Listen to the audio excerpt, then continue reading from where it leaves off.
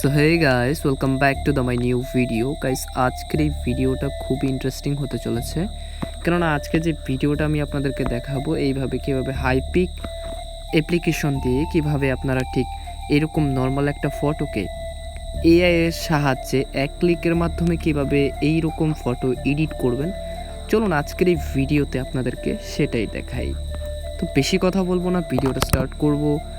আর ভিডিওটা স্টার্ট করার আগে একটি কথা না বললেই নয়, যদি চ্যানেলটিকে সাবস্ক্রাইব না করেন অবশ্যই একটি সাবস্ক্রাইব করে দেবেন, আর ভিডিওতে একটি লাইক দিয়ে কমেন্টে বলে যাবেন ভিডিওটা কেমন হয়েছে। গাইস, যারা হাইপিক অ্যাপটি ইনস্টল করতে চান তারা গুগল প্লে স্টোর এবং অ্যাপ স্টোরে চলে যাবেন। আমার যেহেতু অ্যাপ স্টোর গাইস, আমি অ্যাপ স্টোরে চলে যাচ্ছি। তো অ্যাপ স্টোরে আসার পরে গাইস এইখানে দেখতে পাচ্ছেন সার্চ বার, আপনারা সার্চ বারে ক্লিক করবেন।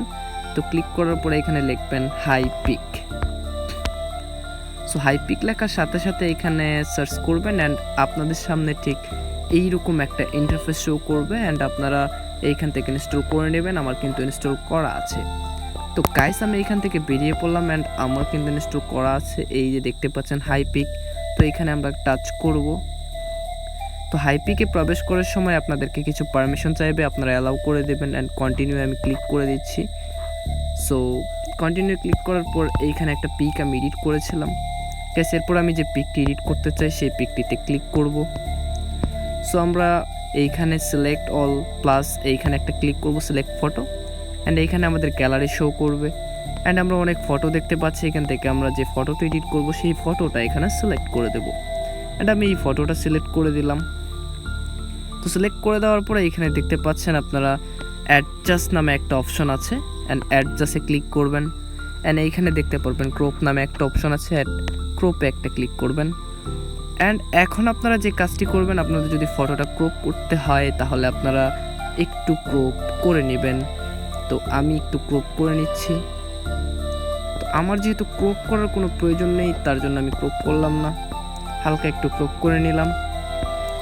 এরপর আপনারা যে কাজটি করবেন এখানে দেখতে পাচ্ছেন অল এক্সপ্যান্ড, এইখানে ক্লিক করবেন অ্যান্ড আপনারা এখান থেকে এটাকে সাইজ অনুযায়ী ফটোটাকে রেখে দিবেন অ্যান্ড আমি এখান থেকে সরাসরি এটাকে এতটুকু রাখলাম অ্যান্ড আপনারা এখানে সরাসরি ক্লিক করবেন। এইখানে আপনারা যে লেখাটি লিখবেন সেই লেখাটা আমি কপি করে রেখেছি, ডাইরেক্ট আপনারা হুবহু কপি করতে পারেন আমার মতো করে, এই লেখাটি লিখতে পারেন এবং আপনারা ভিন্ন ধরনের ব্যাকগ্রাউন্ড সার্চ করতে পারেন। তো আমি যেহেতু এই ব্যাকগ্রাউন্ডটা সার্চ করলাম তো অনেক কিছু লিখে দিয়েছি অ্যান্ড আমরা লেখার পরে জাস্ট এইখানে অ্যালাউয়ে ক্লিক করব অ্যান্ড আমি এইখানে কিন্তু যখন অ্যালাউয়ে ক্লিক করলাম তারপরে আমি দেখতে পাচ্ছি এখানে জেনারেট নামে একটা অপশন আছে, এইখানে টাচ করে দেব। তো টাচ করার সাথে সাথে অবশ্যই কিন্তু আপনাদেরকে ইন্টারনেট কানেকশনটা অন রাখতে হবে, কারণ ইন্টারনেট ছাড়া কিন্তু এইটা হবে না।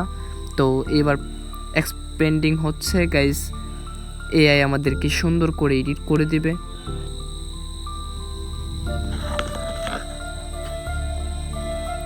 সো গাইস, দেখতেই পাচ্ছেন আমাদের পিকটিকে কিন্তু তারা অস্থিরভাবে এডিট করে দিয়েছে অ্যান্ড আমরা এখানে দেখতেই পাচ্ছেন এখানে 3টা লুক দিয়েছে অ্যান্ড আমরা যে কোনো একটা ক্লিক করতে পারি, এইখানে ক্লিক করতে পারি অ্যান্ড আমরা 3টার মধ্যে আমাদের যেটা ভালো লাগবে সেইটা আমরা ক্লিক করে কিন্তু এখান থেকে আমরা সিলেক্ট করতে পারি।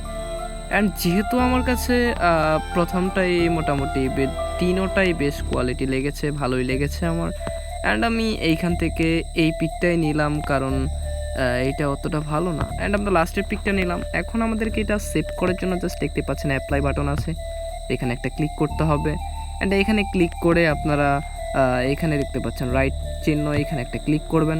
এখন আমাদেরকে ফটোটা যদি আমরা এখান থেকে আমাদের ফটোটা একদম ঠিকঠাকই আছে মনে হচ্ছে। তো যেহেতু এটা একটু মানে ঝাপসা হয়ে গেছে, এডিট করে দিয়েছে, ব্লার কিন্তু যথেষ্ট ব্লার রয়েছে ব্যাকগ্রাউন্ডে।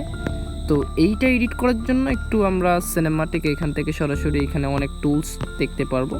তো আমরা এখানে যে কাজটি করব, এখানে আমরা এই ইমেজ ইনহ্যান্স এইখানে একটা ক্লিক করে দেবো, এখানে এগ্রিতে ক্লিক করে দেবো। তো এইখানে ইনহ্যান্স হওয়া শুরু হবে অ্যান্ড অ্যানালাইজ শুরু হচ্ছে গাইস। নেট কানেকশন অবশ্যই অন রাখতে হবে। তো এখানে অ্যানালাইজ হচ্ছে, অটোমেটিক ফেসটা আমাদের ইনহ্যান্স করে দিবে সো গাইস, আমার কিন্তু ইমেজটা ইনহ্যান্স হয়ে গেছে, দেখতেই পাচ্ছেন এইখানে কিন্তু অনেকটাই ক্লিয়ার দেখাচ্ছে ফেসটা। তো এরকম ছিল, জাস্ট ওনারা এরকম করে দিয়েছে, তো অনেকটাই ইনহ্যান্স হয়ে গেছে। অ্যান্ড এইখানে দেখতে পাচ্ছেন ভালোই সুন্দর একটা পিক লুক দিয়েছে আমাদেরকে। ওয়াও, নাইস, সুন্দর। তো গাইস এরপর আমাদেরকে ফটোটাকে সেভ করতে হবে। সেভ করার জন্য গাইস আমরা এখানে ডাউনলোড অপশন দেখতে পাচ্ছি, এখানে একটা টাচ করে দেব। অ্যান্ড আমাদের ফটোটা কিন্তু সেভ হয়ে গেছে। সো গাইস, এইরকম নতুন নতুন এডিটিং ভিডিও পেতে আমাদের চ্যানেলটিকে সাবস্ক্রাইব করে রাখুন, সাবস্ক্রাইব করে পাশেই থাকুন। আর ভিডিওটি ভালো লাগলে অবশ্যই একটি লাইক করে দেন। ধন্যবাদ।